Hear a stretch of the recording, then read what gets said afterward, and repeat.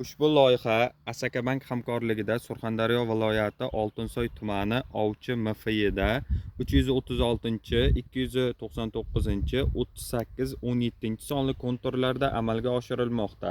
Bu yerda piyoz ekilgan. Maydon hajmi 13,3 gektar, uzunligi 405 metr, bo'yiga 328 metr. Bu yerdagi ekinlar zamonaviy usullar bilan parvarishlanmoqda. Hozirda ekinlar gullash holatida. Ekinlarni yetishtirish 180 kun davom etadi. Yetishtirish jarayonida sug'oriladi, tabiiy va mineral o'g'itlar bilan oziqlantiriladi. Ushbu loyihaga 39 ta dehqon xo'jaliklari biriktirilgan. Har bir dehqon uchun o'rtacha 0,34 gektardan yer maydonlari to'g'ri keladi. Loyihani samarali amalga oshirish uchun lider tadbirkor Abdurasulov tomorqa xizmati MChJ biriktirilgan.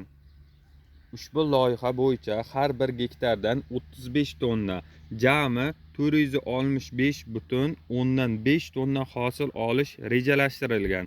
Mazkur ekin yig'ib olingandan so'ng ikkinchi ekinga ham yuqori daromadli ekin turini ekish orqali yer egalarining daromadlari yanada oshirib boriladi.